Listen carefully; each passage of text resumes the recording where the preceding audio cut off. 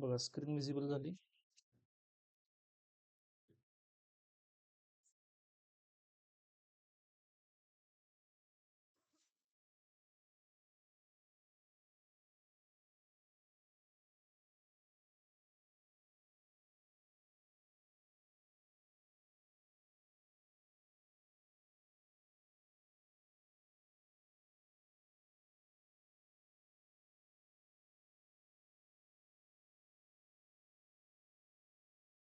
मी सुद्धा विजिबल झालेलो असेल.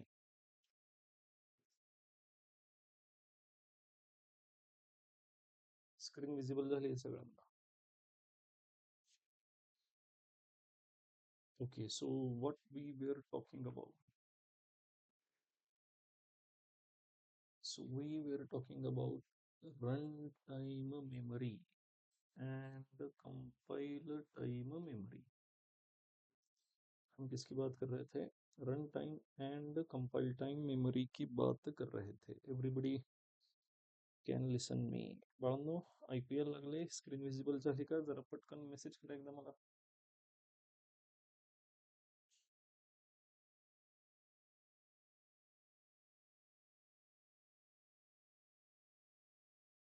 चलो ठीक है.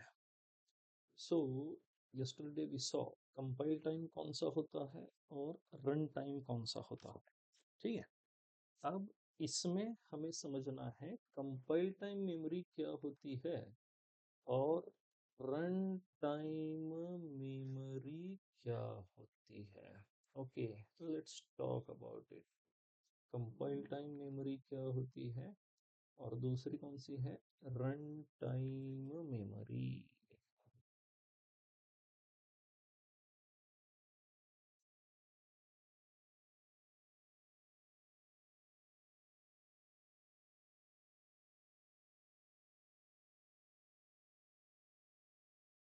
ओके, कंपाइल टाइम जो है इसका डिफरेंस मैंने आपको क्या बताया था, कुछ याद आ रहा है? कंपाइल टाइम और रन टाइम इधर लिखा हुआ है, देखो डिफरेंस.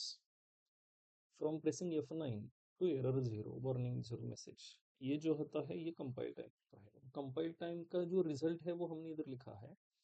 एरर्स इफ एनी, अगर कोई एरर होगी तो वहां पे दिखाई देगी. और second one, if error free then creates .exe file. अगर एरर फ्री है तो क्या करेगा?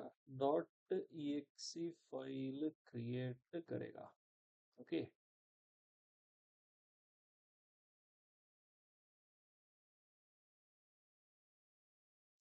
वो हुआ कंपाइल टाइम, राइट. और फिर रन टाइम, जब आप अपने प्रोग्राम को रन करते हो यूजिंग बाय प्रेसिंग F10 की, तो आपके प्रोग्राम का F10 करने के बाद जो कंसोल आता है वहां से प्रोग्राम कंप्लीटेड एग्जीक्यूशन वाले मैसेज तक जो टाइम है that is run time.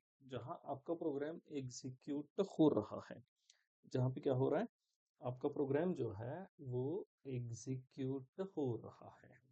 You understand that, right? Compile time and run time. ठीक है. अब कंपाइल टाइम मेमोरी और रन टाइम मेमोरी देखते हैं.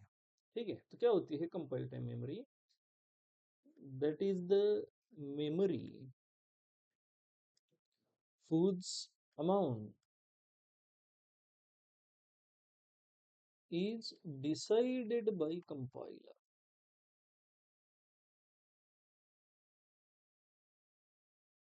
Whose amount is decided by compiler.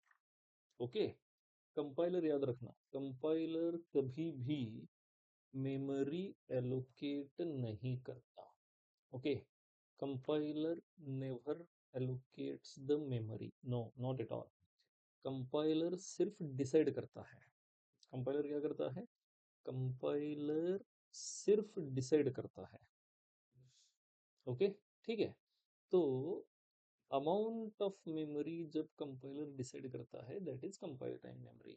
और यहाँ पे memory, it is the memory, run time memory is the memory whose amount is decided by executor.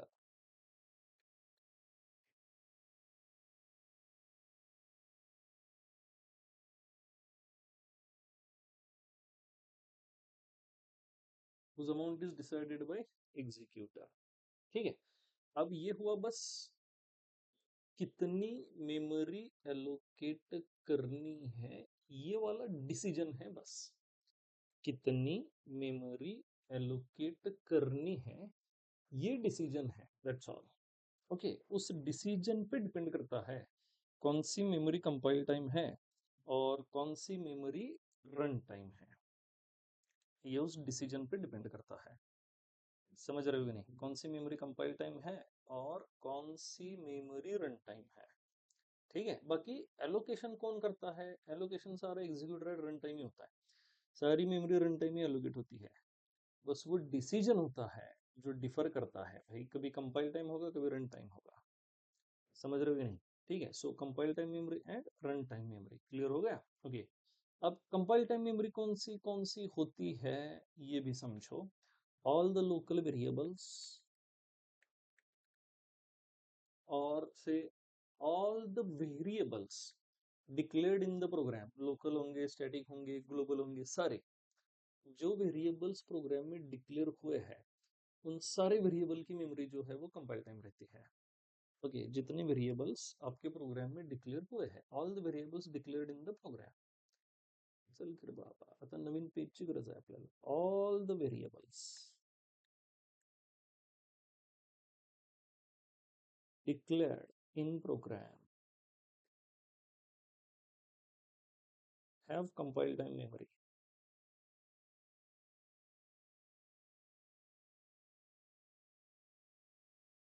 Okay, कोई भी वेरिएबल ले लो, local ले लो, ग्लोबल ले लो, स्टैटिक ले लो, रजिस्टर ले लो, पॉइंटर वेरिएबल ले लो, एरे वेरिएबल ले लो, कोई भी ले लो, अगर वो डिक्लेयर हुआ है, अगर उस वेरिएबल को नाम है, मतलब वो कंपाइल टाइम है। वो क्या है? कंपाइल टाइम है। Okay, then which memory is run time memory? हाँ, बता सकते हो which memory is run time memory बच्चों? सांगू शकता का बघा, which memory is run time memory?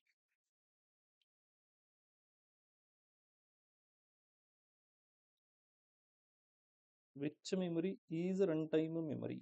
Okay, तो मैं ही बता देता हूँ, the memory allocated using new operator, the memory allocated using new operator, okay, is the runtime memory। okay, is the runtime memory।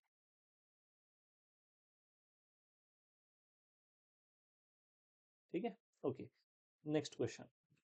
ये जो कंपाइल टाइम मेमोरी एलोकेट होती है वो कहाँ पे होती है? हमने मेमोरी के 4 सेक्शन देखे, डू यू रिमेम्बर? हमने मेमोरी के 4 सेक्शंस देखे हुए हैं। Global memory, sorry, text section सबसे एंड में, उसके ऊपर डेटा सेक्शन, उसके ऊपर हीप सेक्शन, उसके ऊपर स्टैक सेक्शन।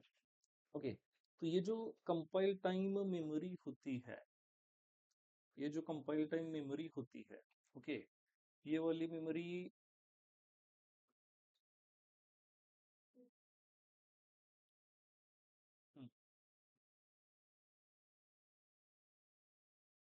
एक मिनट है। हम्म, हम्म,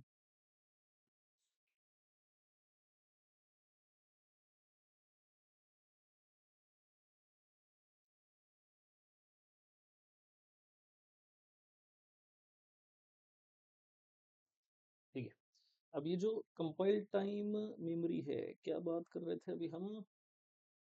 हाँ, कहाँ पे एलोकेट होती है? तो हमने 4 मेमोरी के सेक्शन देखे थे। कौन कौन से सेक्शन देखे थे? एक टेक्स्ट सेक्शन, दूसरा डेटा सेक्शन, तीसरा था हीप सेक्शन, और सबसे ऊपर था स्टैक सेक्शन। ओके, सबसे ऊपर था स्टैक सेक्शन। ये इस तरह से चलेगा। ओके, तो जो भी कंपाइल टाइम मेमोरी होती है, रिमेंबर, वो या तो डेटा सेक्शन पे जाती है या फिर स्टैक सेक्शन पे जाती है। अगर ग्लोबल और स्टैटिक वेरिएबल्स है तो they go on data section,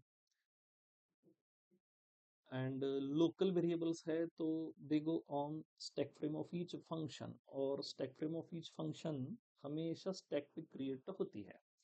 okay, तो ऑल द वेरिएबल्स, ठीक है, कंपाइल टाइम मेमोरी जो है, this memory will be allocated. Okay, wait, will be allocated on stack or data section, will be allocated on stack और data section.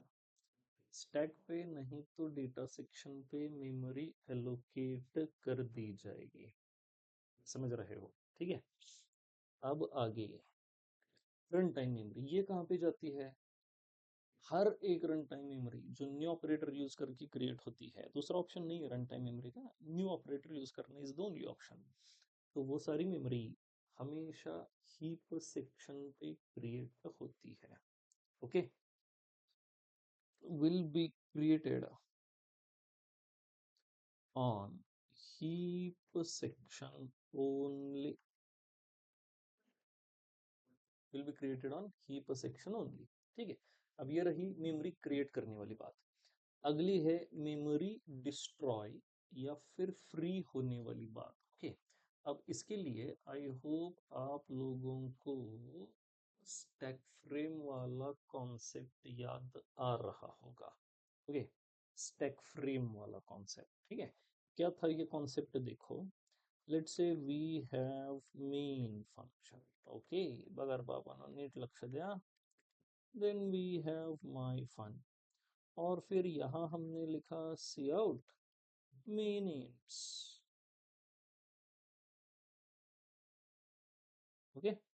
और अब my fun को define कर लेते हैं. मैंने कहा void my fun int a is equal to 5. Okay. और फंक्शन कंप्लीट हुआ. That's it. अब एग्जीक्यूशन कैसे होगा? इसमें हमें ये समझना है कि ए की मेमोरी के साथ क्या हो रहा है. मतलब ए को मेमोरी कब मिलेगी, ए की मेमोरी कब डिस्ट्रॉय होगी, बस ये वाली बात हमें समझनी है. ए को मेमोरी कब मिलेगी और ए वाली मेमोरी कब डिस्ट्रॉय होगी. Okay. You have to understand this. Right. ठीक है. सो अगर हम स्टैक फ्रेम की बात करें, अगर हम स्टैक फ्रेम की बात करें, okay. So we have main function की स्टैक फ्रेम, मेन कॉल हुआ, मेन की स्टैक फ्रेम बनी, फिर माई फन कॉल हुआ, माई फन की स्टैक फ्रेम बनेगी and executor will go to the my fun's execution. Okay. तो माई फन का एग्जीक्यूशन शुरू हुआ. माई फन का एग्जीक्यूशन शुरू हुआ. Right. Int a is equal to 5. अब ये ए जो है ये माई फन का लोकल वेरिएबल है. क्या है ये माई फन का लोकल वेरिएबल है. इसे मेमोरी माई फन की स्टैक फ्रेम पे मिलेगी और इसमें स्टोर होगा 5. अब समझो, ए इज लोकल वेरिएबल. अब ए को 4 बाइट्स एलोकेट करने हैं, ये कंपाइलर ने डिसाइड किया, एग्जीक्यूटर ने मेमोरी एलोकेट कर दी. डिफरेंस डिसीजन में होता है. ओके. ये जो वर्ड है ना, decided, decided not allocated, decided. Done. ठीक है. ओके. तो ए को 4 बाइट चाहिए, ये तो कंपाइलर ने डिसाइड किया. सो that is compile time memory. Absolutely that is compile time memory. Okay. अब इस कंपाइल टाइम मेमोरी का ये जो ए है ये लोकल वेरिएबल है. इस लोकल वेरिएबल को मेमोरी मिली जब माई फन कॉल हुआ. लोकल वेरिएबल को मेमोरी मिली जब माई फन कॉल हुआ. ओके. अब एग्जीक्यूटर माई फन कंप्लीट करके बाहर निकलेगा. जैसे ही एग्जीक्यूटर बाहर निकलेगा, माई फन की स्टैक फ्रेम डिस्ट्रॉय होगी, साथ में ए भी डिस्ट्रॉय हो जाएगा और फिर आपका एग्जीक्यूटर वापस जाएगा मेन फंक्शन में, यानी कॉलिंग फंक्शन में वापस जाएगा. तो हमें सोचना ए के बारे में है. ए की मेमोरी कंपाइल टाइम है, वो स्टैक फ्रेम के साथ क्रिएट भी हुई, स्टैक फ्रेम के साथ डिस्ट्रॉय भी हुई. अब ए की मेमोरी क्रिएट करना और ए की मेमोरी डिस्ट्रॉय करना, इसके लिए प्रोग्रामर को अलग से एफर्ट्स लेने की जरूरत नहीं है. इसके लिए क्या कहा मैंने? प्रोग्रामर को अलग से एफर्ट्स लेने की जरूरत नहीं है. राइट. अपने आप ही हो जाएगा क्योंकि लोकल मेमोरी है. लोकल मेमोरी है. समझ रहे हो कि नहीं? क्या है? लोकल मेमोरी है, कंपाइल टाइम मेमोरी है. तो कंपाइल टाइम मेमोरी का ये बेनिफिट होता है gets created and destroyed, gets created and destroyed automatically. Programmer does not need to write any code.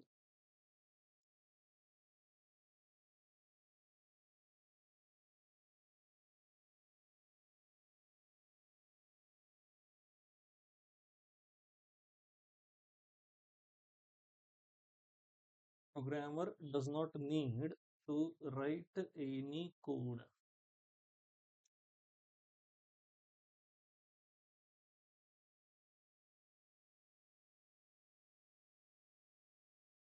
Okay, ठीक है, डन। अब रन टाइम मेमोरी की बात करते हैं। रन टाइम मेमोरी हमेशा न्यू ऑपरेटर से एलोकेट होती है on heap section. Okay, stack frame या फिर डेटा सेक्शन पे एलोकेट नहीं होती। स्टैक फ्रेम वाली मेमोरी फंक्शन की स्टैक फ्रेम के साथ डिस्ट्रॉय हो जाती है। स्टैक फ्रेम वाली मेमोरी क्या होती है? फंक्शन की स्टैक फ्रेम के साथ डिस्ट्रॉय हो जाती है। स्टैक फ्रेम वाली मेमोरी, समझ रहे हो कि नहीं? स्टैक फ्रेम वाली मेमोरी फंक्शन की स्टैक फ्रेम के साथ डिस्ट्रॉय होती है। डेटा सेक्शन वाली मेमोरी डेटा सेक्शन के साथ डिस्ट्रॉय हो जाती है, लेकिन हीप सेक्शन वाली मेमोरी वो डिस्ट्रॉय नहीं होती। यानी रन टाइम मेमोरी हमें उसे डिस्ट्रॉय करना पड़ता है यूजिंग डिलीट ऑपरेटर। हमें क्या करना पड़ता है? उसे डिस्ट्रॉय करना पड़ता है using delete operator. Delete operator use करके हमें उसे डिस्ट्रॉय करना पड़ता है। ओके, तो यहां लिख लेते हैं it's created with new operator only.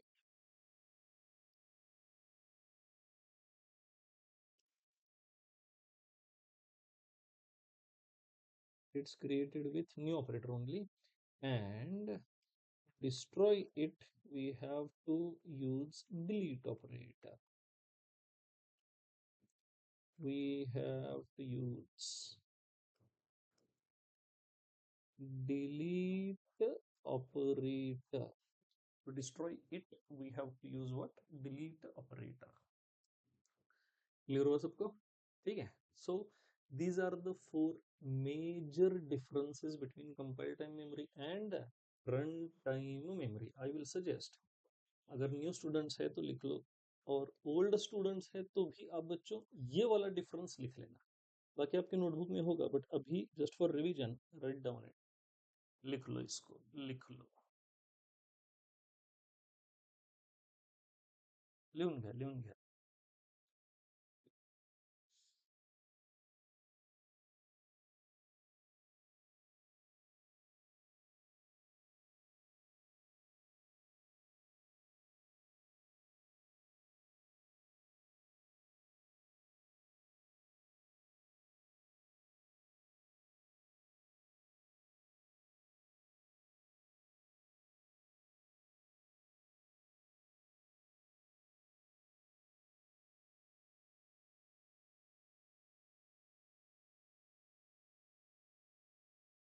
लिहून घ्या बाबांनो, लिहून घ्या, हे गरजेचं आहे।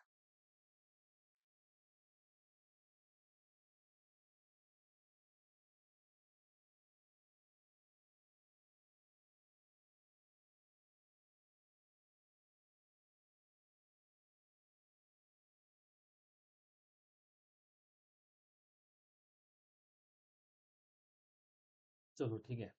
So everybody familiar with the run time memory and compile time memory. Okay, अब देखते हैं कि भाई अगर कंपाइल टाइम मेमोरी हमारे पास है तो रन टाइम मेमोरी दी क्यों है? ओके, रन टाइम मेमोरी क्यों दी है इसके बारे में बात करते हैं। ठीक है, सही। देखो, एक छोटा सा प्रोग्राम यहाँ पे लिख लेते हैं। Let's say we have int main. Okay, और मैंने इधर लिखा इंट नम ऑफ 5। अब ये नम जो है ये 5 इंटीजर का एरे बना, ये बना। Array of 5 integers. ओके, चलो आपसे एक सिंपल सा सवाल है। वंस एग्जीक्यूशन इज स्टार्टेड, मान लो कि हमने प्रोग्राम का एग्जीक्यूशन शुरू किया, तो after execution can we change the size of that array?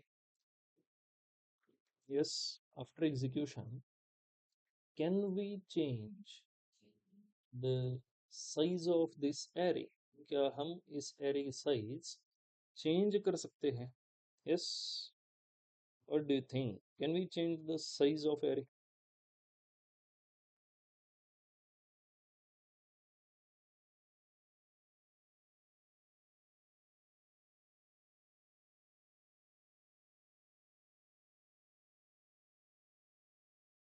Yes or no? Okay. And the answer is no. We can't change the size of the array. हम array की जो size है उसे change नहीं कर सकते। ठीक है, अब मान लो पहला scenario, user wants to store only 2 values.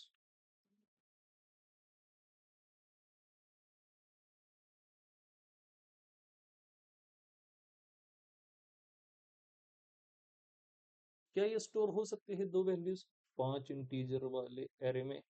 Absolutely yes, 5 integer वाले एरे में 2 वैल्यूज स्टोर हो सकती है। Okay, it's possible. ठीक है, बट उसमें होगा क्या, उसमें बाकी की जो 3 इंटीजर्स है वो वेस्ट ऑफ मेमोरी है। वो क्या है? वो वेस्ट ऑफ मेमोरी है। तो पहला प्रॉब्लम यहाँ पे होगा मेमोरी वेस्टेज। मेमोरी वेस्टेज पहला प्रॉब्लम क्या होगा यहाँ पे? Memory wastage. ओके, चलो दूसरा सिनेरियो समझते हैं। दूसरा सिनेरियो क्या कहता है? User wants to store 8 values in array।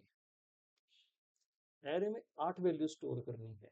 अब इस 5 इंटीजर वाले एरे में 8 वैल्यू स्टोर होना पॉसिबल नहीं है। मतलब दूसरा प्रॉब्लम क्या हुआ? Memory shortage. दूसरा प्रॉब्लम हुआ memory shortage. You understand that right? दूसरा प्रॉब्लम क्या हुआ?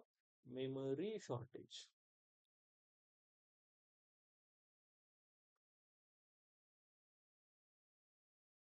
डन। ठीक है, अब ये दो प्रॉब्लम्स क्यों हुए? क्योंकि क्योंकि यहाँ amount of memory is decided at compile time. Okay, amount is decided at compile time and requirement is changed at runtime. runtime requirement बदल गई, तो फिर क्या जरूरी है? जरूरी ये है कि number of elements should be decided at run time. Okay, जरूरी क्या है? जरूरी ये है कि number of elements must be decided at runtime by asking to end user। And user यानी आपका कस्टमर, एंड यूजर कहो या फिर कस्टमर कहो, दोनों चलेगा। ओके, एक बात हमेशा याद रखना, जब भी प्रोग्राम कर रहे हो तो प्रोग्राम करते वक्त आपके एंड यूजर को सामने रख के प्रोग्राम करना है। ओके, जो आपकी सॉफ्टवेयर के लिए पेमेंट करने वाला है। whatever you are going to write, your every each and every program is a small software। तो आपको ऐसा कंसिडर करना है, I am going to sell that software to some customer. तो उस कस्टमर को एवरीथिंग फीजिबल कैसे हो सकता है, उस हिसाब से हमें आज कोड लिखना होता है। ओके, तो हमेशा उस कस्टमर के बारे में सोचना, आपका कोड जो है हमेशा सही बनेगा। एट द एंड हम काम भी उसी के लिए करेंगे ना। जब आप इंडस्ट्री में जाओगे उधर काम किस लिए करते हो? You are working for company, but company किसके लिए कर रही है? वो उसके कस्टमर के लिए कर रही है। आपको दिमाग में हमेशा उस एंड यूजर को यानी कस्टमर को रखना है जिसके लिए आप प्रोग्राम लिखोगे। ओके, तो अभी रिक्वायरमेंट क्या है, number of elements should be decided by customer, और उसके हिसाब से फिर हम मेमोरी क्रिएट करेंगे। उसके हिसाब से हम क्या करेंगे, फिर मेमोरी क्रिएट करेंगे। राइट, मतलब क्या है, मतलब प्रोग्राम एग्जीक्यूशन शुरू होगा।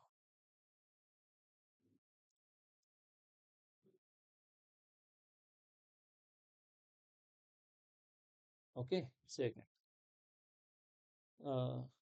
take number of elements as input from user.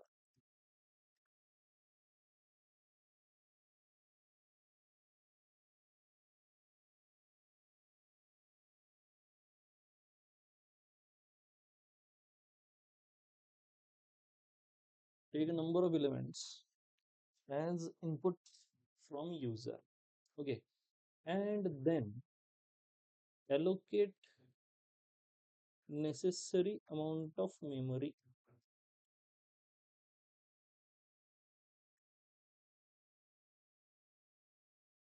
to number of elements, or for number of elements. Allocate necessary amount of memory for number of elements, for number of elements. Okay, allocate what, necessary amount of memory for number of elements. Done. Then fourth one,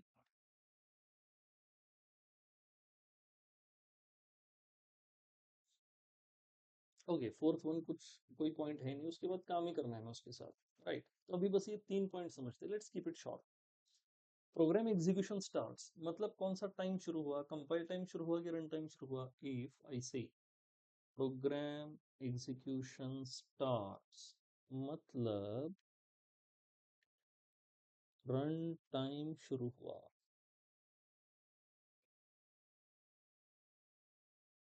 run time शुरू हुआ, यहाँ run time शुरू हुआ, उसी run time में हम user से n लेंगे, नंबर ऑफ एलिमेंट्स। उसी रन टाइम में मतलब ड्यूरिंग एग्जीक्यूशन हम मेमोरी अलोकेट करेंगे। मतलब इस बार जो मेमोरी चाहिए वो ड्यूरिंग एग्जीक्यूशन एलोकेट करानी है।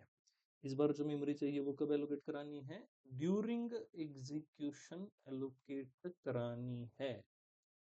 हेंस हमें रन टाइम मेमोरी चाहिए, हमें रन टाइम मेमोरी चाहिए, क्योंकि हमें memory according to user's choice create करनी है। यूजर्स अमाउंट हमें मेमोरी क्रिएट करनी है कि यूजर जितने नंबर ऑफ एलिमेंट्स देगा उतने एलिमेंट्स के लिए हमें मेमोरी एलोकेट करनी है। समझ गए, ये वाली जो मेमोरी है इधर, ये कंपाइल टाइम वाली मेमोरी है। यानी कंपाइलर विल डिसाइड कि भाई कितने एलिमेंट्स क्रिएट करने हैं, बट यहाँ उसकी रिक्वायरमेंट नहीं है। यहाँ रिक्वायरमेंट क्या है, यूजर जितने नंबर ऑफ एलिमेंट्स बोलेगा उतने एलिमेंट्स के लिए मेमोरी एलोकेट करनी है। मतलब मेमोरी कितने एलोकेट करनी है ये रन टाइम डिसाइड होगा।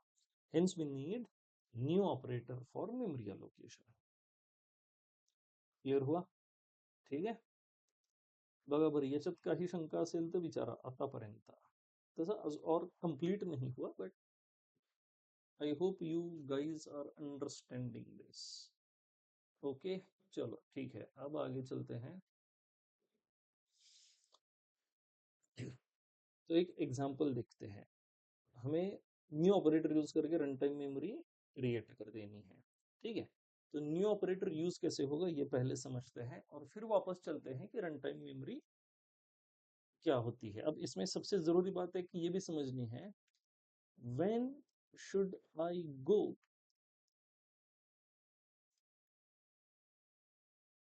फॉर रन टाइम मेमोरी, कि भाई मैं कैसे समझूंगा किसी भी क्वेश्चन को पढ़ के कि मुझे यहाँ रन टाइम मेमोरी की जरूरत है, ये मैं कैसे समझूंगा, ये वाला सबसे जरूरी सवाल है। बट उससे पहले न्यू ऑपरेटर यूज करके रन टाइम मेमोरी कैसे क्रिएट होगी ये जरा समझते हैं। ओके, रन टाइम मेमोरी देखो, so let's go with the new operator. कल हमने पॉइंटर अरिथमेटिक देखा, बस वही पॉइंटर अरिथमेटिक हमें यहाँ पर भी यूज करना है। ओके, तो न्यू ऑपरेटर जो है इसके दो सिंटैक्सेस है। पहला सिंटैक्स है pointer is equal to new data type square bracket में n, ओके। और दूसरा सिंटैक्स है pointer is equal to new data type parenthesis में वैल्यू, डन। ठीक है, अब फर्क क्या है ये जरा समझते हैं। ठीक है, जैसा मैंने आपको थोड़ी देर पहले बताया था, न्यू ऑपरेटर यूज करके जितनी भी मेमोरी एलोकेट होने वाली है वो सारी हीप सेक्शन में जाएगी।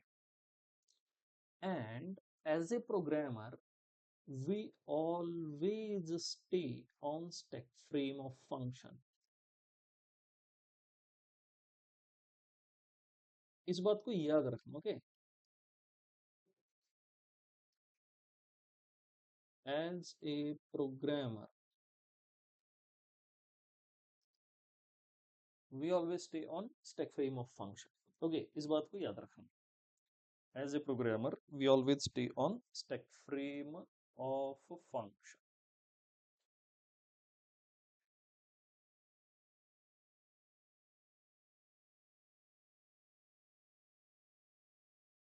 ठीक है, ओके। अब न्यू ऑपरेटर का सिंटैक्स वन बाय वन देखते हैं। हमें मैक्सिमम सेकंड वाले सिंटैक्स के साथ जाना है, चलो दोनों देखेंगे, ओके। तो pointer equal to new data type. अब फॉर एग्जाम्पल लेट्स से मैंने लिखा न्यू डेटा टाइप की जगह आया चलो इंट, और इधर लिखा मैंने 3, n की वैल्यू है 3, ओके। अब ये जो सिंटैक्स होता है ये क्या करता है, creates memory for n elements, यानी ये भाई साहब जो है creates memory for 3 integers. Similarly, if I say new float 3, ये क्या करेगा, creates memory for 3 float elements on heap section, इधर भी on heap section, done, creates memory on heap section। Now let's assume कि ये सारी चीजें मेन फंक्शन के अंदर हो रही है। तो मेमोरी पॉइंट ऑफ व्यू से चलेंगे तो आप थोड़ा आसानी से समझ पाओगे। ओके, आता मी काय म्हणतोय नीट ऐका। फ्लोट को थोड़ा साइड में रखते हैं, इंट मेन न्यू इंट 3। तो अब मेमोरी में क्या होगा, जब मेन का एग्जीक्यूशन शुरू होगा, बघा मी इथे मेमोरी ड्रॉ करते बाळांनो, जब मेन का एग्जीक्यूशन शुरू होगा, ओके, तो मेन फंक्शन की स्टैक फ्रेम बनेगी, नो डाउट। मेन, अब मेन फंक्शन का एग्जीक्यूशन अगर चल रहा है तो as a programmer we are in main function. As a programmer हम कहाँ पे हैं, as a programmer we are in main function. फिर मेन फंक्शन में ये एक स्टेटमेंट एग्जीक्यूट हुआ, न्यू इंट 3। क्या करेगा ये स्टेटमेंट, न्यू इंट 3 3 इंटीजर्स को रन टाइम मेमोरी एलोकेट करेगा। रन टाइम मेमोरी एलोकेट करेगा मतलब हीप सेक्शन पे मेमोरी एलोकेट करेगा। रन टाइम मेमोरी एलोकेट करेगा मतलब हीप सेक्शन पे मेमोरी एलोकेट करेगा। You understand that right, heap section. तो अब हीप सेक्शन पे 3 इंटीजर के लिए मेमोरी बन जाएगी, ये बनी 3 इंटीजर की मेमोरी। ठीक है, 0th integer, first integer, second integer. अब जैसा मैंने आपको बताया था कल, when there is memory there is address. क्या कहा था मैंने, when there is memory there is address. तो 0th एलिमेंट का एड्रेस मान लेते हैं 1000। फर्स्ट एलिमेंट का एड्रेस बच्चों क्या होगा? If address of 0th element is 1000, first element का एड्रेस क्या होगा? What do you think, what should be the address of first element? What should be the address of first element? हा बोला की, ऐका तुम्ही, पटकन मेसेज करून टाका मला.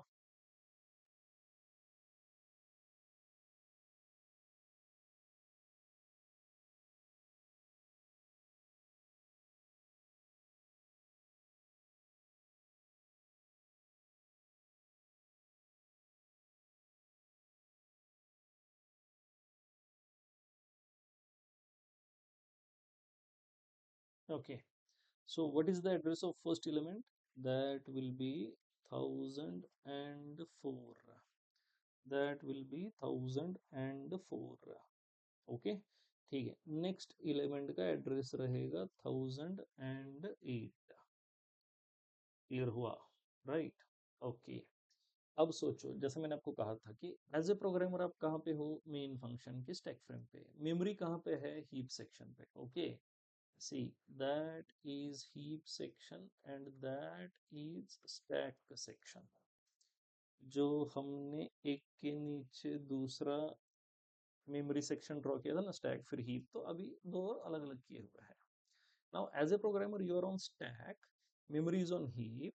बहुत एक सिंपल सा रूल आपको यहाँ याद रखना होता है. अगर आपको आपके फंक्शन के स्टैक फ्रेम के बाहर की मेमोरी एक्सेस करनी है, बहुत जरूरी रूल है, सारी मेमोरीज पे एप्लीकेबल रहता है. अगर आपको आपके फंक्शन के स्टैक फ्रेम के बाहर की मेमोरी एक्सेस करनी है, ये आपकी स्टैक फ्रेम है मेन की.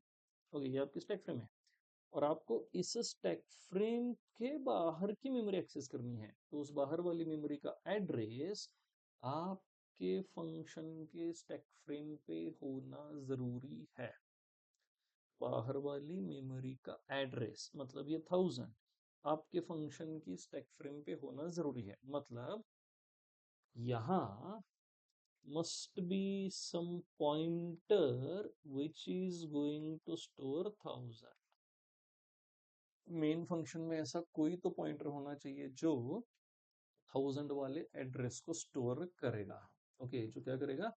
1000 वाले एड्रेस को स्टोर करेगा. ओके, तो पहला सवाल ये है कि ये जो मेमोरी यहाँ क्रिएट हुई है, ये जो मेमोरी यहाँ क्रिएट हुई है, इसका एड्रेस 1000 हमें मेन फंक्शन में देगा कौन? इसका एड्रेस 1000 हमें मेन फंक्शन में देगा कौन? तो आंसर भी बहुत सिंपल है. जो भाई ये मेमोरी क्रिएट कर रहा है वही भाई आपको एड्रेस वापस देगा. कौन सा भाई अपना मेमोरी क्रिएट कर रहा है? Obviously it's new operator. If new operator is creating the memory, it will definitely return the address of that memory. यही काम होता है न्यू ऑपरेटर का. यही न्यू ऑपरेटर का काम होता है. समझ रहे हो कि नहीं? ठीक है. ओके, तो न्यू ऑपरेटर क्या करेगा? एक एड्रेस यहां से रिटर्न करेगा जो आप पी में स्टोर करोगे, और आपका पी यहाँ क्रिएट हो जाएगा, और पी में स्टोर हो जाएगा 1000. So that P will refer to this memory. P इस मेमोरी को रेफर करेगा. Everybody clear with this? अब बस हमें क्या करना है? पी का डिक्लेरेशन लिखना है. अब थोड़ा ये समझने की कोशिश करो, पी किसका एड्रेस स्टोर कर रहा है? 0th एलिमेंट का. 0th एलिमेंट क्या स्टोर करने वाला है? इंट. यहाँ है देखो, 0th एलिमेंट क्या स्टोर करेगा? इंट वैल्यू स्टोर करेगा. मतलब पॉइंटर पी इंटीजर वाले वैल्यू का एड्रेस स्टोर कर रहा है. हेंस पॉइंटर पी के डिक्लेरेशन में सिर्फ एक ही स्टार होगा, क्योंकि वो सिंपल वैल्यू का एड्रेस स्टोर कर रहा है. वो क्या स्टोर कर रहा है? सिंपल वैल्यू का एड्रेस स्टोर कर रहा है. Everybody clear with this? ठीक है, सिंपल वैल्यू का एड्रेस स्टोर कर रहा है. राइट। अब आगे, what should be the data type, वो भी बहुत सिंपल है भाई, इसमें क्या स्टोर होगा, इंट वैल्यू, है कि नहीं। मतलब पॉइंटर भी रेफर किसको कर रहा है, इंटीजर वाले वैल्यू को रेफर कर रहा है, इसलिए उसके डिक्लेरेशन में भी क्या आएगा, इंट आएगा। इन शॉर्ट,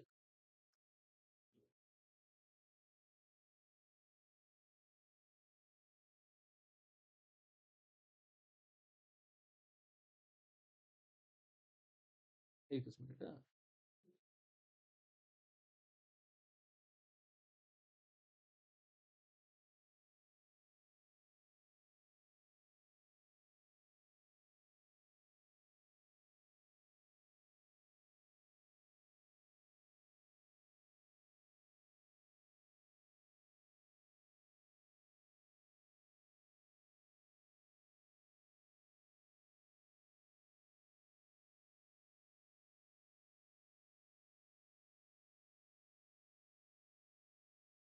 ठीक है। तो पॉइंटर पी और न्यू के आगे जो डेटा टाइप आपने लिखा है, इन ये दोनों सेम होने चाहिए। ये जो डेटा टाइप यूज हुआ है, ये डेटा टाइप और पॉइंटर पी के डिक्लेरेशन का डेटा टाइप, यस, ये क्या होने चाहिए, दोनों सेम होना जरूरी है।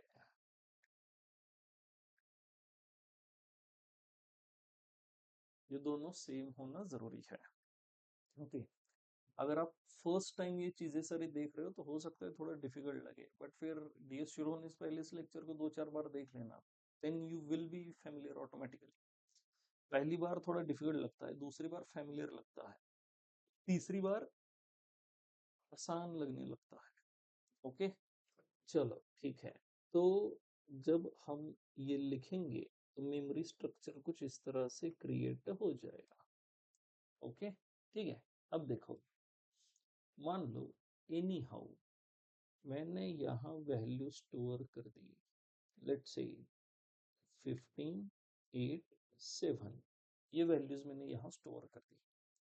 अब देखो, मुझे पॉइंटर p यूज करके ये वैल्यूज इधर एक्सेस करनी है। I want to access those values using pointer p, using pointer p I want to access those values. How can I access those values using pointer p? किस तरह से access कर सकते हैं, सिंपल है, कल हमने पॉइंटर अरिथमेटिक देखा था।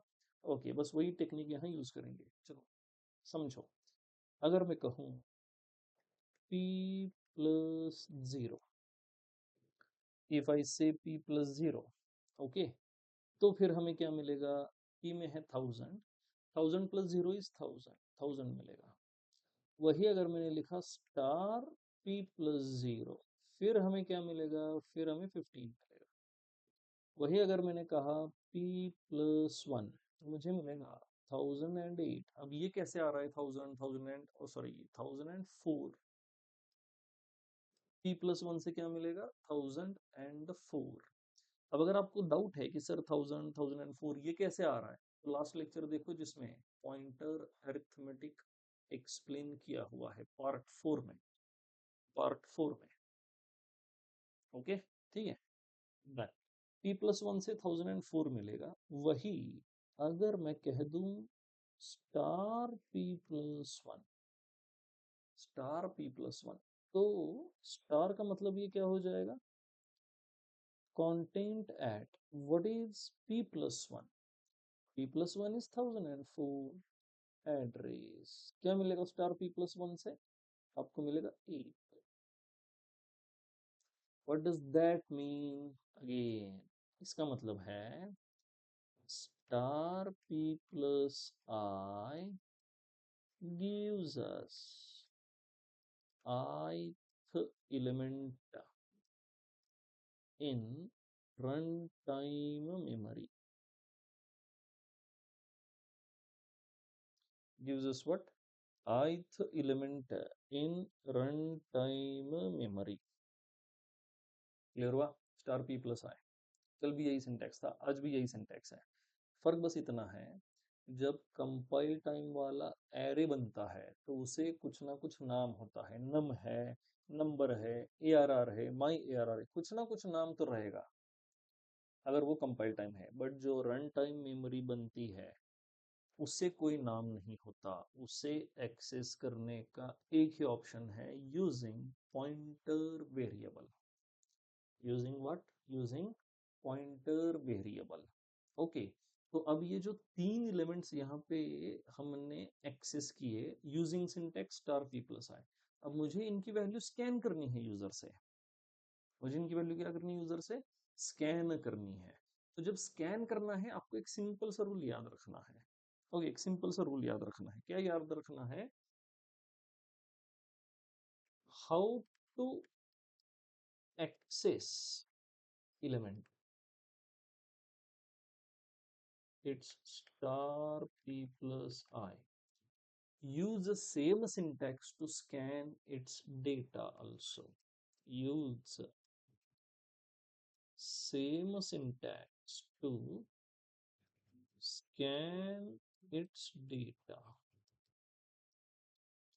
Use same syntax to scan its data.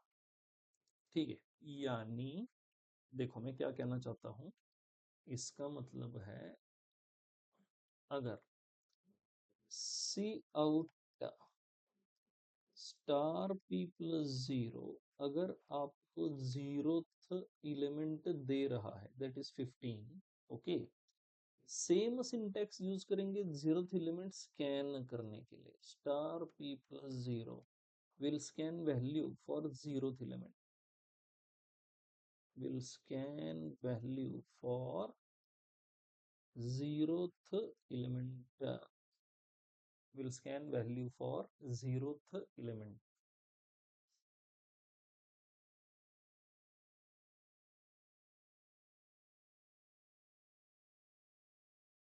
Clear हुआ सबको?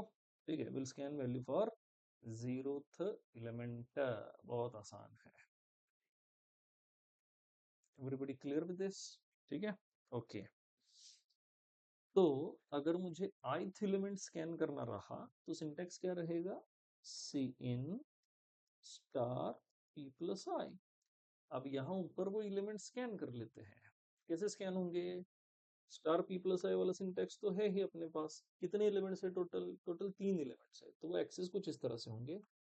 For I is equal to 0, I less than equal to 2, I plus plus, indexing पता है ना? अगर n एलिमेंट्स है तो इंडेक्सिंग n माइनस वन तक जाएगा, 0 to n माइनस वन। अगर k एलिमेंट्स है तो indexing 0 to k minus one तक जाएगा। अगर k एलिमेंट्स है तो इंडेक्सिंग कहाँ तक जाएगा? 0 to k minus one. Clear हुआ सबको? ठीक है, ओके। चलो अब आगे बढ़ते हैं, फॉर लूप कंप्लीट कर लेते हैं। So for i equal to zero less than equal to i plus plus, हम कहेंगे cin star P plus i, और ये कंप्लीट हुआ। Cin star P plus i, that will scan ith element of runtime memory.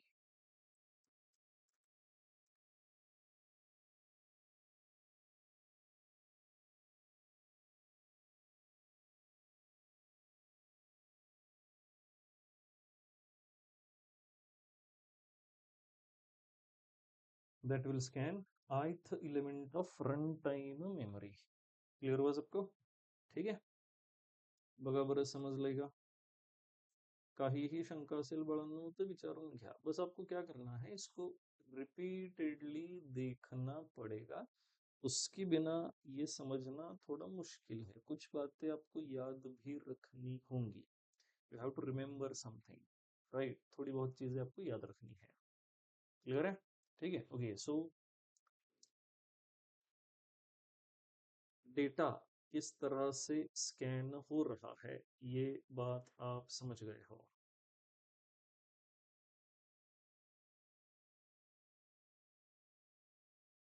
ठीक है, run time memory understood. Okay, तो यहाँ scan हुआ। अब हम क्या करेंगे? अब हम सारे एलिमेंट का एडिशन करके प्रिंट कर देंगे। ओके, यही जो रन टाइम एलिमेंट्स है, मान लो कि यही यूजर ने इनपुट दिया, तो एडिशन प्रिंट करने के लिए हम लिखेंगे int add is equal to zero. अब फिर से ये सोचो, how will you access those elements? फिर से वही है, स्टार p प्लस जीरो से जीरोथ एलिमेंट मिलेगा, स्टार p प्लस वन से फर्स्ट एलिमेंट मिलेगा, तो स्टार p प्लस आई से you will get ith element. यहाँ i जो है वो इंडेक्स का काम करेगा। i किसका काम करेगा? i यहाँ इंडेक्स का काम करेगा। समझ गए हो? i यहाँ पे किसका काम करेगा? इंडेक्स का काम करेगा। डन, ठीक है। ओके, तो let's go for it. For i is equal to 0, i less than or equal to 2, i plus plus, and then add is equal to add plus। how will you access ith element? Star p plus I, तो हम कहेंगे star p plus I, that's it, and then see out addition। और ये हो गई run time memory हमने access कर ली। बगा समझ लेगा, सबसे जरूरी है ये मेमोरी समझना। मेमोरी समझना सबसे ज्यादा जरूरी बात है। बघा कळालंय का सगळ्यांना? ओके, मी 1 मिनिट वेट करतो, थोडा विचार करा, काही शंका असेल तर विचारा।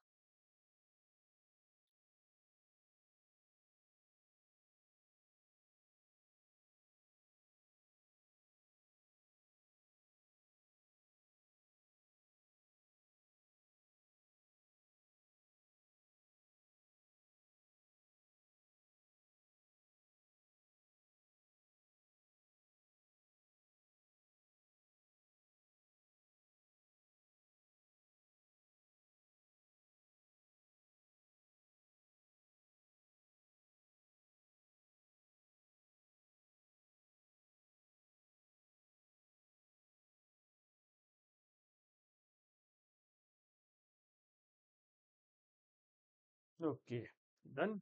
चलो एक और एग्जांपल देखते हैं। Let's go for one more example.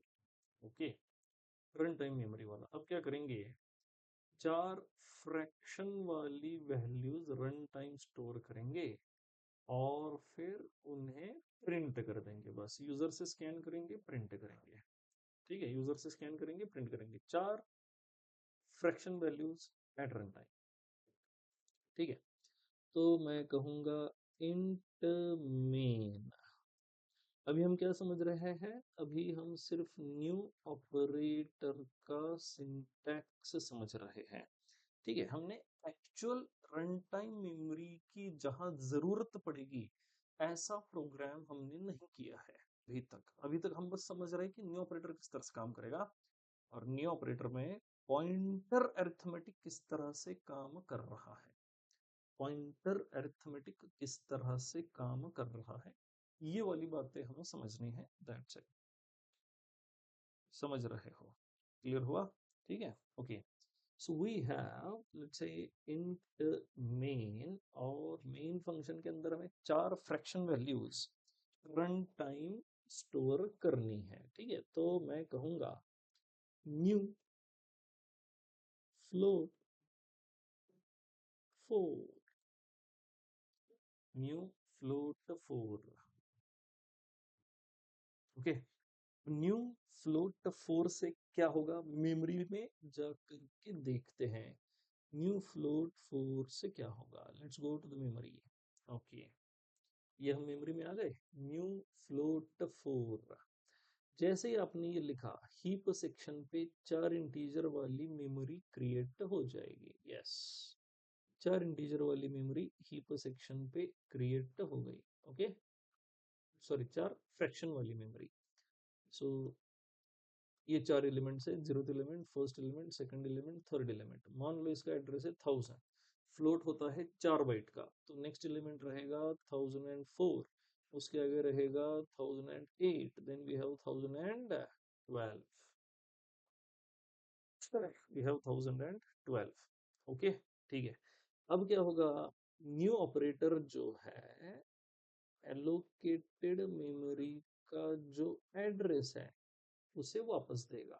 Okay, वो एड्रेस हम किसी पॉइंटर में स्टोर कर लेंगे। Okay, let's say our pointer is ptr is equal to new float 4, तो यहाँ बनेगा एक ptr और इस ptr में स्टोर होगा 1000 और आपका ptr इस मेमोरी को रेफर करेगा।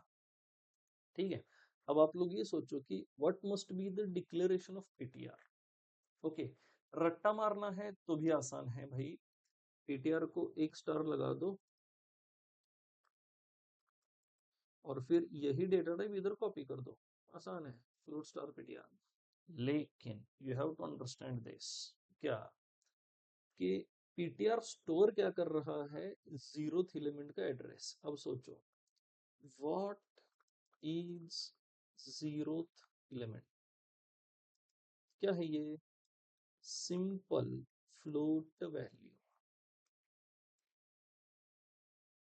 और सिंपल फ्लोट वैल्यू का एड्रेस स्टोर करने वाला पॉइंटर सिंगल स्टार का होना चाहिए। डेटा टाइप वो तो उस वैल्यू पे डिपेंड करेगा, वैल्यू अगर फ्लोट वाली है, पॉइंटर के डिक्लेरेशन में भी डेटा टाइप फ्लोट रहेगा, पॉइंटर के डिक्लेरेशन में भी डेटा टाइप क्या रहेगा, डेटा टाइप फ्लोट रहेगा, पॉइंटर के डिक्लेरेशन में डेटा टाइप फ्लोट रहेगा। Everybody clear with this?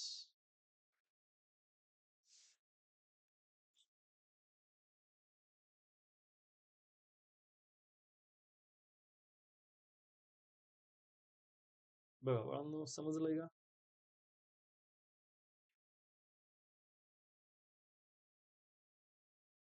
ठीक है, okay, now using ptr I want to access them, what was our syntax, simply star ptr plus I। याद रखना सीन सी out का relation है, अगर कोई वैल्यू प्रिंट करने के लिए आप कोई सिंटेक्स यूज कर रहे हो, सी आउट जो सिंटेक्स यूज होगा वही सिंटेक्स सी इन में यूज करना पड़ेगा। When you are scanning simple value, हमेशा प्रिमिटिव वैल्यूज ही स्कैन कर सकते हैं, दूसरा ऑप्शन नहीं। You can't scan values for pointers, भाई चलो give me the address of some variable, user कभी एड्रेस एज एन इनपुट नहीं दे सकता, हमेशा प्रिमिटिव वैल्यूज आप स्कैन करोगे। तो सी आउट यूज करके जो सिंटैक्स आप यूज करने वाले हो वही सिंटैक्स सीन में डाल दो तो वैल्यू स्कैन हो जाएगी। फिर मैंने आपको बताया था कि अगर मान लो ये जो जीरोथ एलिमेंट है ये है 2.5, so how will you print that 2.5, कैसे प्रिंट करोगे, सिंपल है, you will print it like cout star ptr plus 0, simple है। then how will you scan it, you will scan it like cout star ptr plus 0। what about ith element, ith element कैसे print करोगे, cout star ptr plus I। and how will you scan ith element, cin star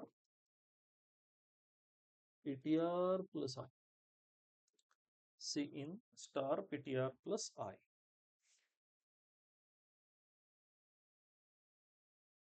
everybody clear with this? cout star ptr plus 0, cout,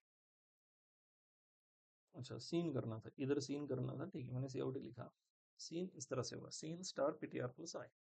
so let's scan 4 elements, तो हम कहेंगे int I cout enter 4 fraction values,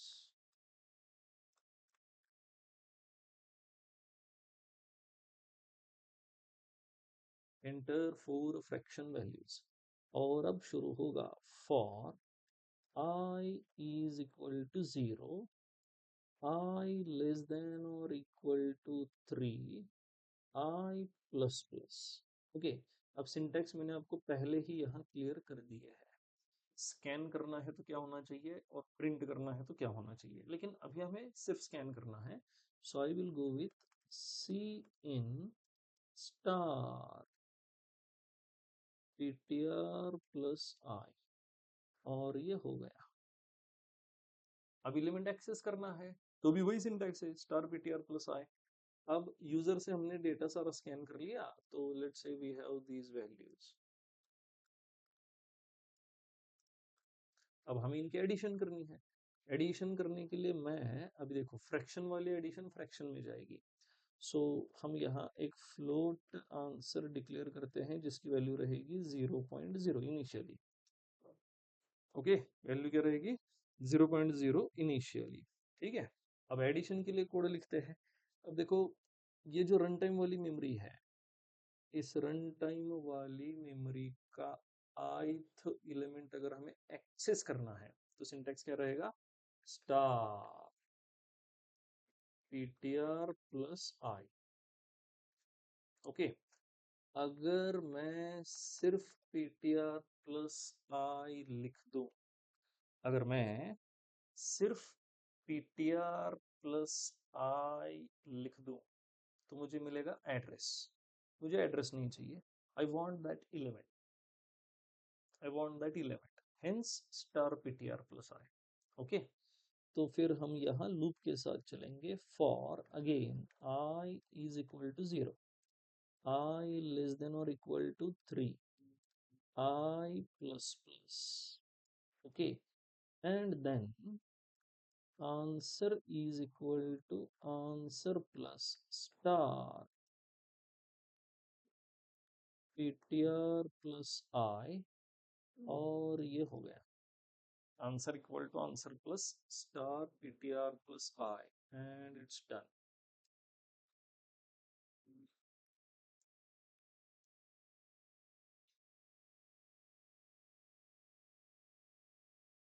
clear झालं सगळ्यांना?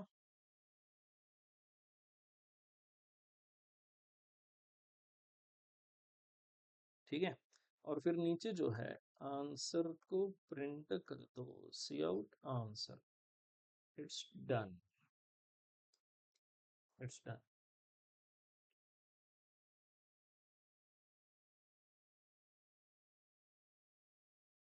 बघा कळालंय सगळ्यांना? So how to access new operator?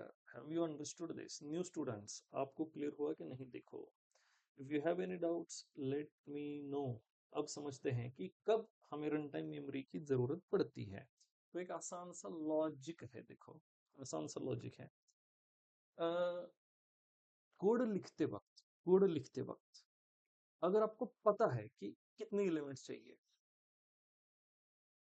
Okay, एक और सिंटैक्स बचा हमारा, राइट, एक और सिंटैक्स बचा, ठीक है, वो देखते हैं, फिर सोचते हैं कि भाई कब चाहिए हमें ये रन टाइम वाली मेमोरी। ठीक है, तो दूसरा सिंटैक्स क्या था, पैरेंथेसिस वाला दूसरा सिंटैक्स था। Let's try to understand parenthesis वाला syntax, right, that was something like this. Parenthesis वाला syntax, data type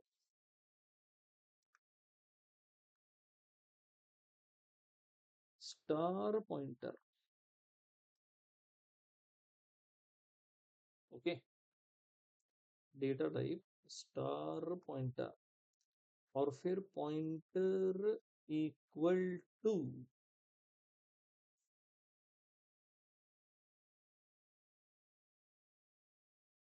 knew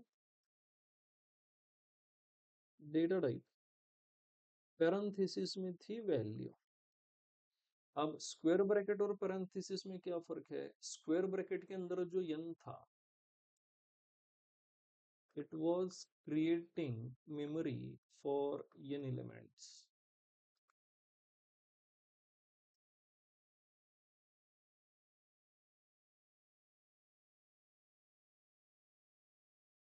it was creating memory for n elements. Done. Parenthesis में क्या है, will create memory for one element only, and that one element will store mentioned value.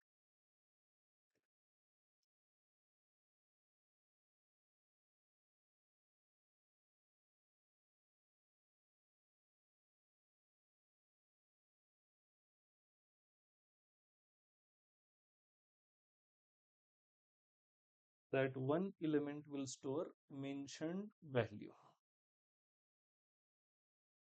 Done. ठीक है, okay. तो अब एक example देखते हैं। ठीक है, see we have int main. Okay, और मैंने लिखा न्यू इंट पैरेंथेसिस में 5। Okay, what does that mean? New int parenthesis में 5, इसका मतलब क्या होता है? हाँ, एक एलिमेंट बनेगा और उस एक एलिमेंट की वैल्यू 5 होगी। Okay, that one element is also run time, मतलब वो हीप सेक्शन में ही जाकर के क्रिएट होगा। कहाँ पे जाकर क्रिएट होगा? हीप सेक्शन में जाकर के क्रिएट होगा। You understand that, right? So we have new int 5। अब मेमोरी में क्या होगा समझो। This is our separator. Okay, इधर रहता है heap section and this is stack section. एक हीप सेक्शन है और एक स्टैक सेक्शन है। ठीक है, ओके। तो जैसे आपने कहा न्यू इंट 5, तो सिर्फ एक एलिमेंट क्रिएट हुआ जिसकी वैल्यू है 5। सिर्फ एक एलिमेंट क्रिएट हुआ जिसकी वैल्यू क्या है? जिसकी वैल्यू है 5। अब न्यू ऑपरेटर की मेंटेलिटी क्या है? वो जो मेमोरी क्रिएट करता है उस मेमोरी का एड्रेस वो रिटर्न करता है। मान लो इसका एड्रेस है 1000, and as a programmer where are we are in the main function right now. तो हमारे पास मेन फंक्शन की भी स्टैक फ्रेम रहेगी। Okay, that is main. अब न्यू ऑपरेटर ये अकेला जो एलिमेंट है उसका एड्रेस वापस देगा। न्यू ऑपरेटर ये जो अकेला एलिमेंट है उसका एड्रेस वापस देगा। ओके, और वो एड्रेस हम किसी पॉइंटर में स्टोर कर लेंगे। So we have P and P will store 1000, और ये भाई साहब इसको रेफर करेंगे। बस हो गया, सिंगल एलिमेंट है तो यहाँ पॉइंटर अरिथमेटिक यूज करने की जरूरत ही नहीं है। ओके, एक एलिमेंट है तो आप हम उसको एक्सेस करेंगे स्टार पी प्लस 0। आई यूज करने की जरूरत नहीं है, हम सिंपली उसे कैसे एक्सेस करेंगे? Star P plus 0।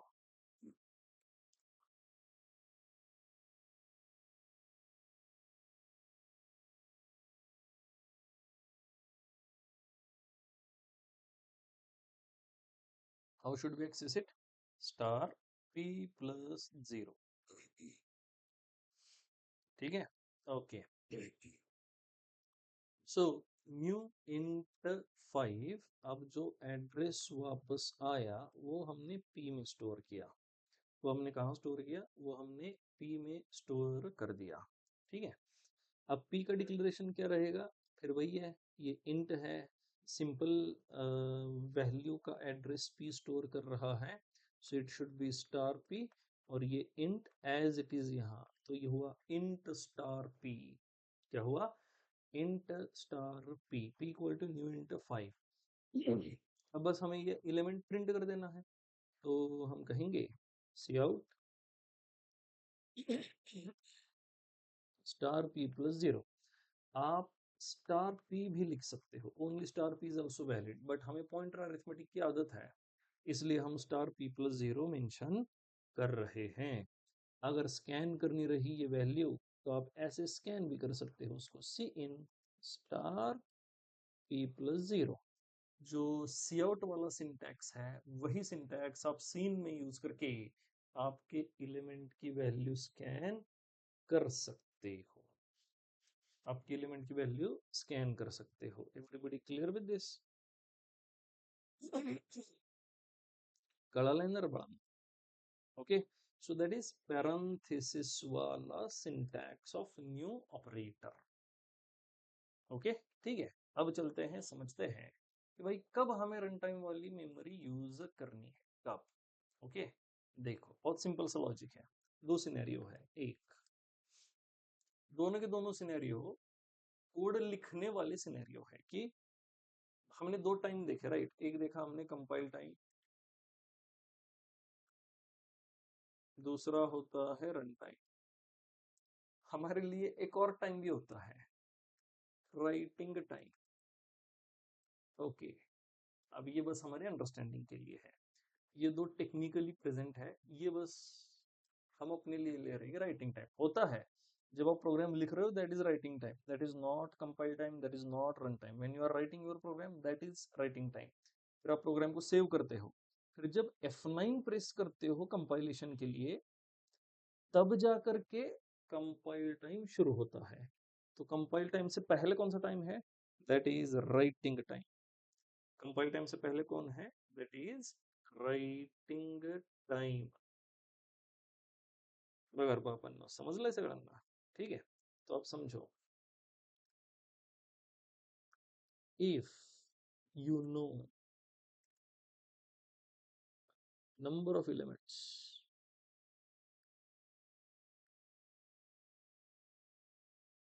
while writing a program,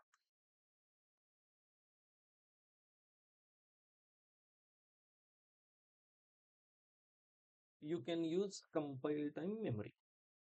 You can use what? Compile time memory. आप कंपाइल टाइम मेमोरी यूज कर सकते हो। You can use compile time memory. Compile time memory यानी ये वाले, मान लो कि आपको पता है क्वेश्चन है, लेट्स से क्वेश्चन ऐसा है, दिया हुआ है कि scan scan 6 integers from user, find their addition, जो अभी हमने थोड़ी देर पहले प्रोग्राम किया।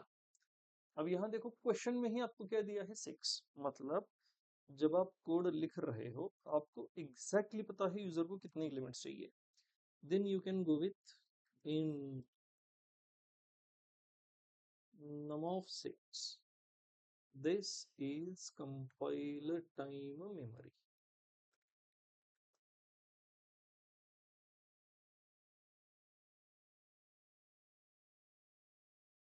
Okay? अब दूसरा सिनेरियो, दूसरे सिनेरियो में क्या है? बस इधर हम डोंट डाल देंगे, बाकी सब तो सेम ही रहेगा। If you don't know number of elements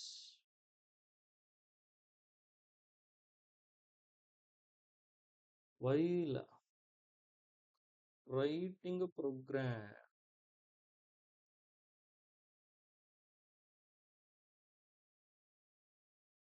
you have to go with, okay, और भी इसको थोड़ा डिटेल में लिखते हैं। If you don't know number of elements while writing program and number of elements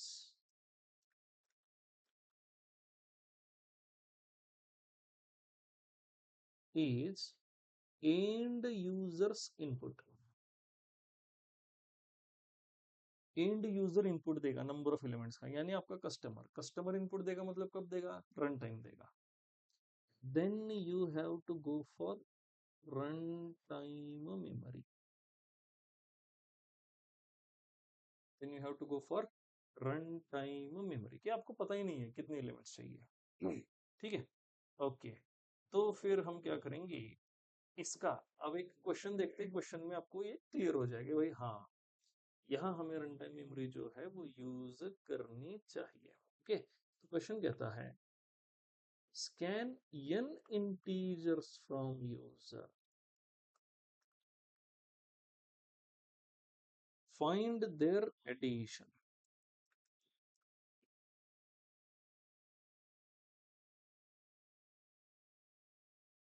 where n is the input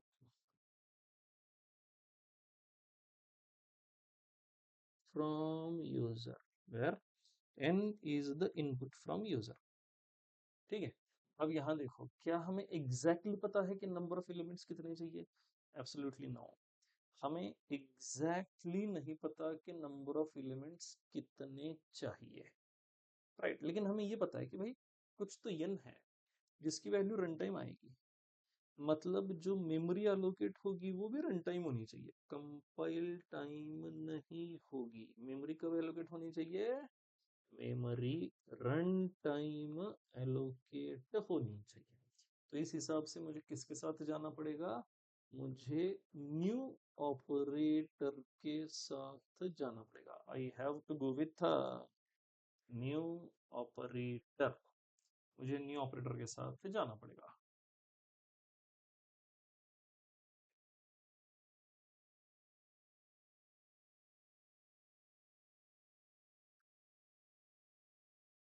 समझ गए हो? ठीक है, चलो प्रोग्राम लिख लेते हैं। So let's say we have main function, और मेन फंक्शन में सबसे पहले तो हमें n चाहिए। यूजर से हम पहले नंबर ऑफ एलिमेंट्स लेंगे, फिर उसके लिए मेमोरी एलोकेट करेंगे।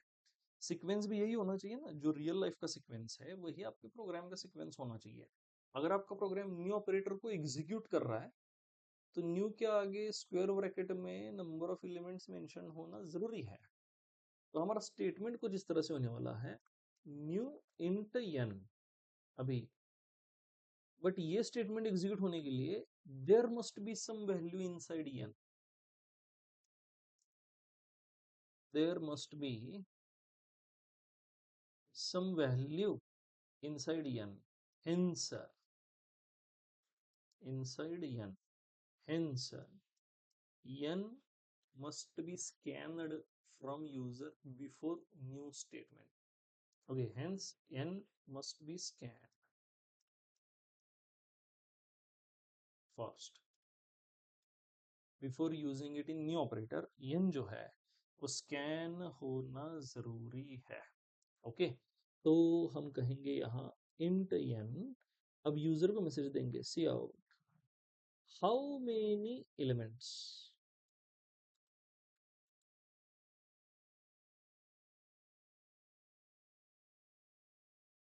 और ये हाउ मेनी एलिमेंट जो है उसको हम n में स्कैन करेंगे। n में स्कैन करते ही देखो रन टाइम, यहाँ n में वैल्यू आ गई कि भाई इतने एलिमेंट्स हमें स्टोर करने हैं। जब ये प्रोग्राम एग्जीक्यूट हो रहा है ऑब्वियसली वो जो एंड यूजर है वहां आप नहीं होंगे। एंड यूजर की जो भी रिक्वायरमेंट है उस रिक्वायरमेंट को आपके प्रोग्राम में हैंडल करना जरूरी है। ओके, तो हम उस तरह से कोड लिख रहे हैं भाई, हम तो वहां नहीं होंगे, प्रोग्राम विल हैंडल। अब कैसे हैंडल करेगा प्रोग्राम, तो भाई सीन एन यूजर ने एन दिया कि भाई चलो मुझे 10 एलिमेंट की जरूरत है, दूसरे दिन रन करके कहा 15 एलिमेंट की जरूरत है, तीसरे दिन रन करके कहा 20 एलिमेंट की जरूरत है, चौथे दिन रन करके कहा 14 एलिमेंट्स की जरूरत है। राइट, तो जितनी एलिमेंट की जरूरत है उतनी मेमोरी, तो वो मेमोरी कब एलोकेट होगी, पहले n स्कैन होगा फिर वो मेमोरी क्रिएट होगी। तो हमने n को स्कैन किया, न्यू इंट n करके जो कुछ वापस आएगा उसे हम एक ptr में स्टोर करेंगे। नाउ ptr डिक्लेरेशन रहेगा इंट स्टार ptr। ptr का डिक्लेरेशन क्या रहेगा, इंट स्टार ptr। चलो समझते हैं कि भाई मेमोरी में क्या होगा, what will happen in the memory.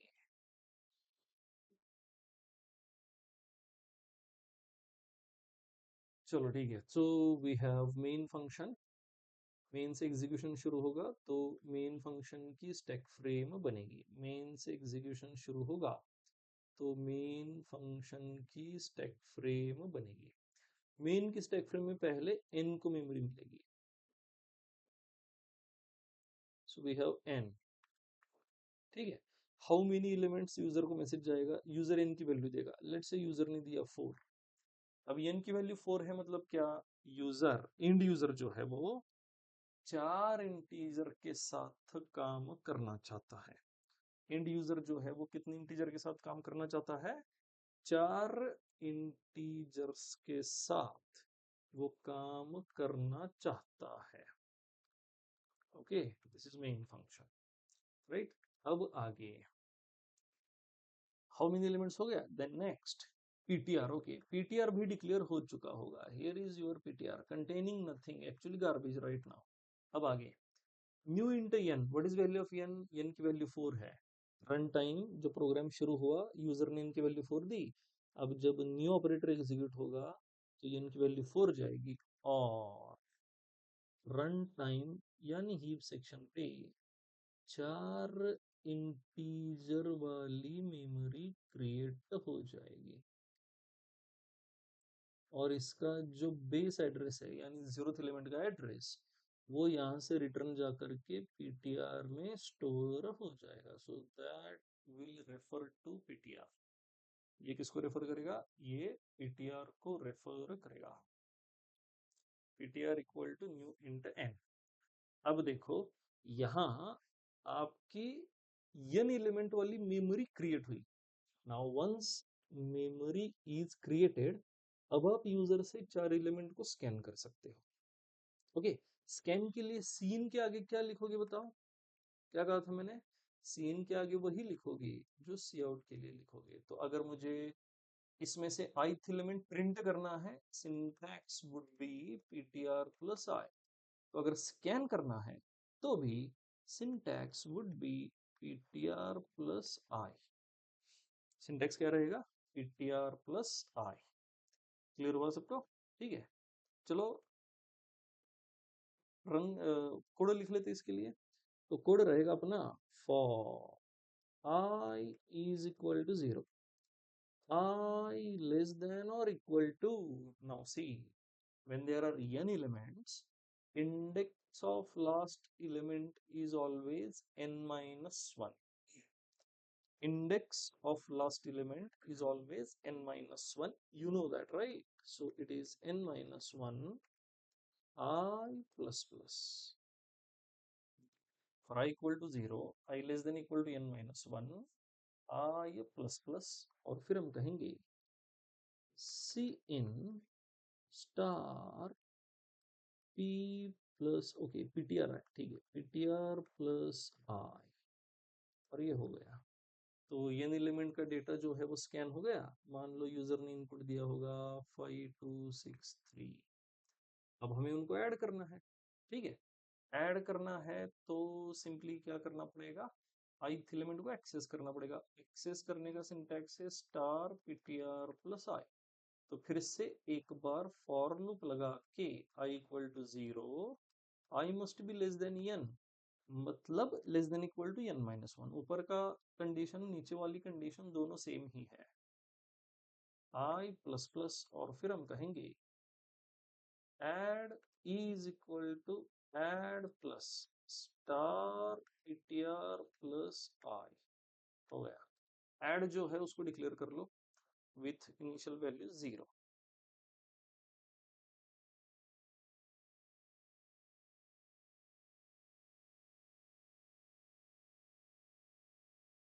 Hey repeat mode वरती बघायचं रे बाबा।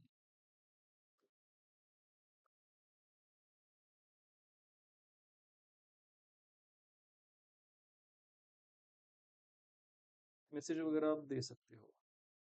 और ये हो गया, ये यहाँ कंप्लीट हुआ। That's how we use new operator.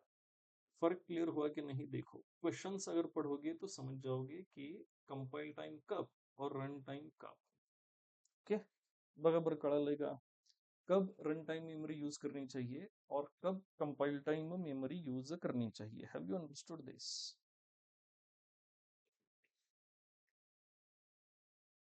बघा बाळांनो, कळालंय का?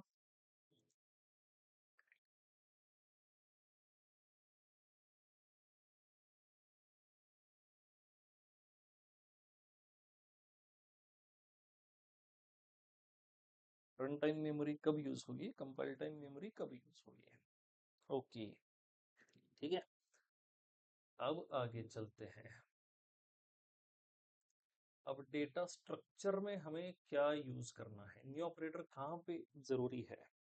अब ये जो हमने अभी सिनेरियो देखा कि नंबर ऑफ एलिमेंट्स यूजर पे डिपेंड करेंगे या फिर नंबर ऑफ एलिमेंट्स आपको पहले से पता है, तो इस पे compile time run time decide होता है। जो रन टाइम वाला सिनेरियो है कि नंबर ऑफ एलिमेंट्स यूजर पे डिपेंड करेंगे, उसका एक और सिनेरियो है। पहला, अब रन टाइम की बात कर रहे हैं ना हम, रन टाइम। तो पहला सिनेरियो है नंबर ऑफ एलिमेंट्स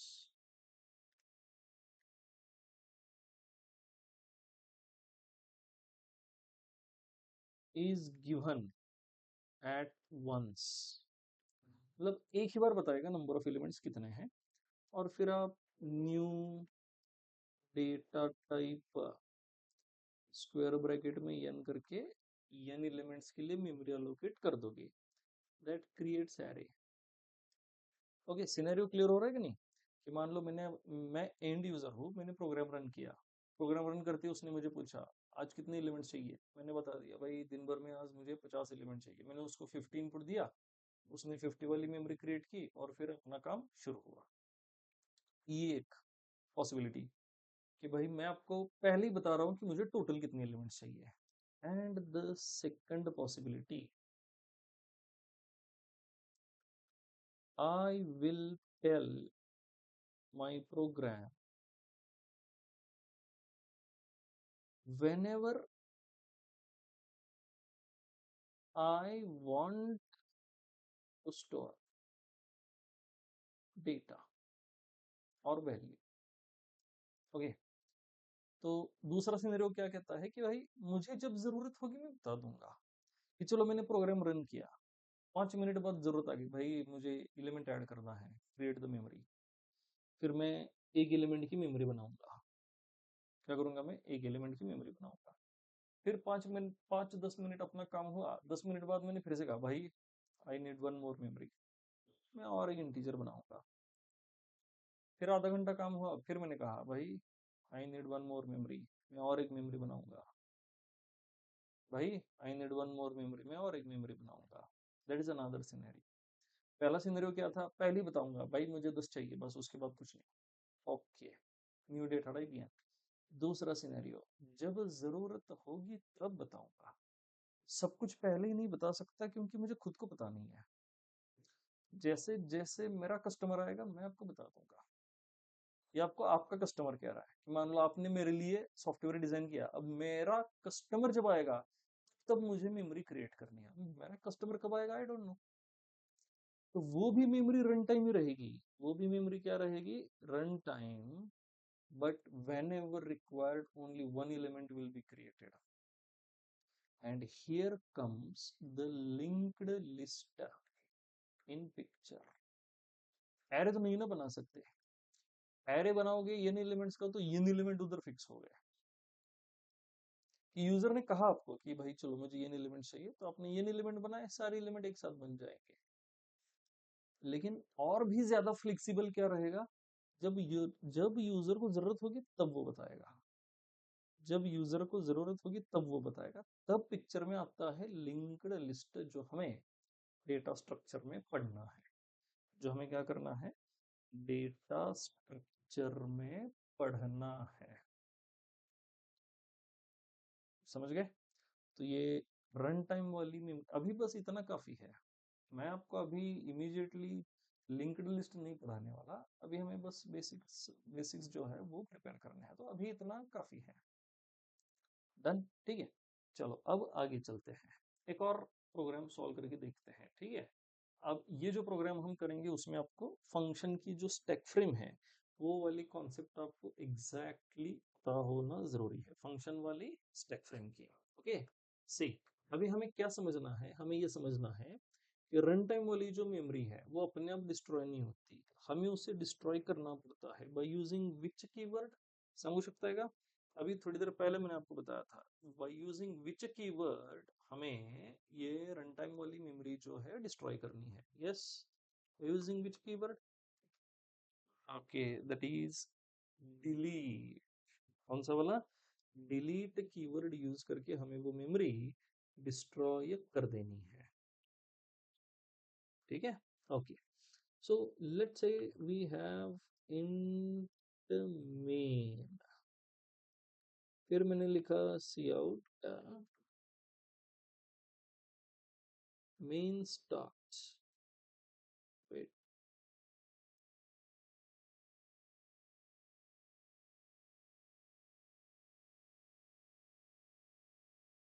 फिर मैंने यहाँ myfun कॉल किया और myfun के बाद मैंने एक लूप लिखा while 1 is less than 2 और इधर लिखा cout work in progress, मतलब एग्जीक्यूशन चल रहा है अभी और मेन फंक्शन कंप्लीट हुआ। आई होप यू कैन अंडरस्टैंड कि ये जो while लूप है दैट इज इनफाइनाइट। ओके, रहने दो उसको, इनफाइनाइट ही रहने दो। अब माई फन को डिफाइन कर लेते हैं, ठीक है। माई फन, मैंने कहा void माई फन, void माई फन, ओके। और माई फन में हमने कहा int star p is equal to new int 2, okay. ठीक है, बस ये हमें कॉन्सेप्ट समझने के लिए टू मैंने यूज किया है।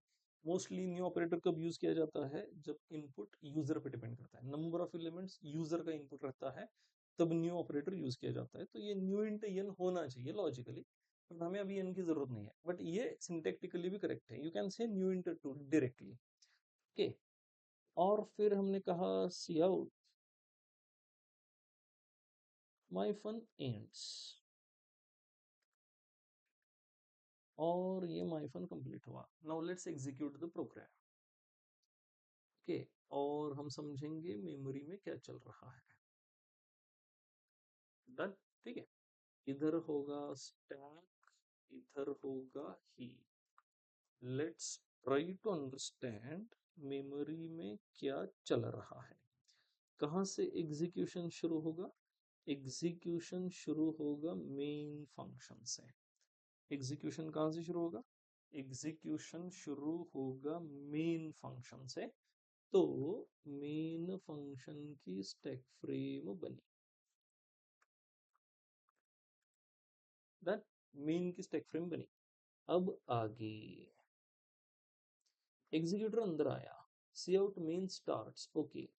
अब आउटपुट में दिखेगा मेन स्टार्ट्स, बट ये कंसोल पे जाएगा, प्रोग्राम जब तक खत्म नहीं होता ये दिखता नहीं है। अब माई फन कॉल हुआ, कॉल होते ही एग्जीक्यूटर माई फन के एग्जीक्यूशन के लिए गया।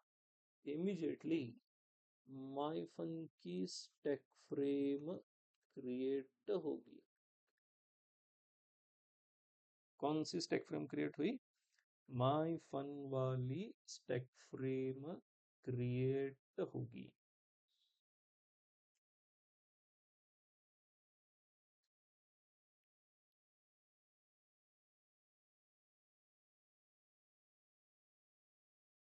डन। अब चलो माई फन का एग्जीक्यूशन शुरू करते हैं। Let's start the execution of my fun. Int star P, अब देखो ये पॉइंटर वेरिएबल माई फन के अंदर डिक्लेयर हुआ, मतलब उसे मेमोरी माई फन की स्टैक फ्रेम पे मिलेगी। आगे p equal to new int 2, okay. दो इंटीजर वाली मेमोरी रन टाइम क्रिएट होगी, ओके। और इसके 0th एलिमेंट का जो एड्रेस है वो यहाँ से रिटर्न होके p में स्टोर होगा, और p इसको रेफर करेगा। p will start referring this memory, p जो है उस मेमोरी को रेफर करेगा। क्लियर हुआ, ठीक है, ओके, बस हो गया। अभी इसमें कोई वैल्यू होगी नहीं। Cout my fun ends, okay. My fun ends यहाँ आपको दिखाई देगा, माई फन एंड्स, ठीक है। अब एग्जीक्यूटर बाहर निकलेगा। अब इस बात को समझो, एग्जीक्यूटर जैसे ही बाहर निकलेगा, ये जो स्टैक फ्रेम है ये डिस्ट्रॉय हो जाएगी। ये स्टैक फ्रेम क्या हो जाएगी बच्चों, ये स्टैक फ्रेम डिस्ट्रॉय हो जाएगी, no doubt. The stack frame will be destroyed, stack frame will be destroyed. Everybody clear with this, stack frame will be destroyed. अब एग्जीक्यूटर वापस आएगा, एग्जीक्यूटर वापस आएगा और माई फन के आगे व्हाइल से एग्जीक्यूशन शुरू करेगा, ठीक है। यहां आपको समझना क्या है, देखो माई फन की स्टैक फ्रेम डिस्ट्रॉय हुई, लेकिन माई फन का पी जिस मेमोरी को रेफर कर रहा है वो मेमोरी डिस्ट्रॉय नहीं हुई। This memory will stay occupied, okay, that is occupied till end of the program, this memory will be occupied till end of the program.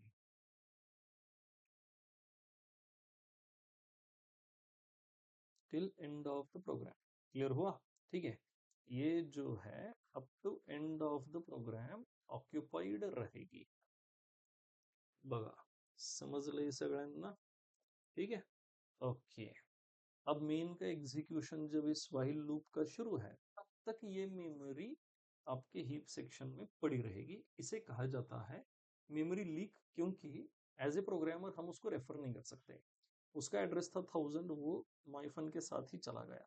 तो अब मेन फंक्शन में आपके पास इस मेमोरी का एड्रेस अवेलेबल नहीं है, इसलिए इसे कहा जाता है मेमोरी लीक। क्या कहा जाता है? Memory leak. अब हम उसे डिस्ट्रॉय नहीं कर सकते, बट वो ऑक्यूपाइड रहेगी। इस मेमोरी को आपकी ऑपरेटिंग सिस्टम रीयूज भी नहीं कर सकती और आप उसको एक्सेस भी नहीं कर सकते, इसलिए हम उसे क्या कहते हैं? Memory leak.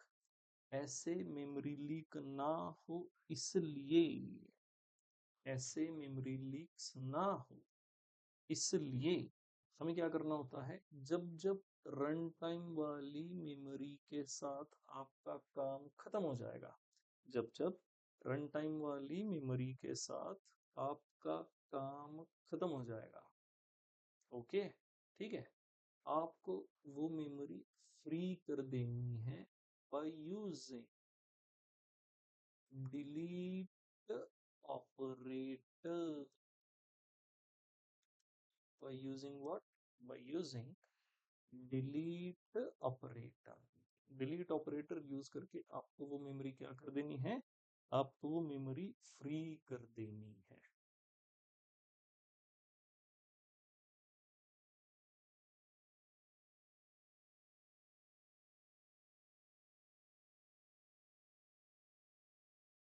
समझ गए हो?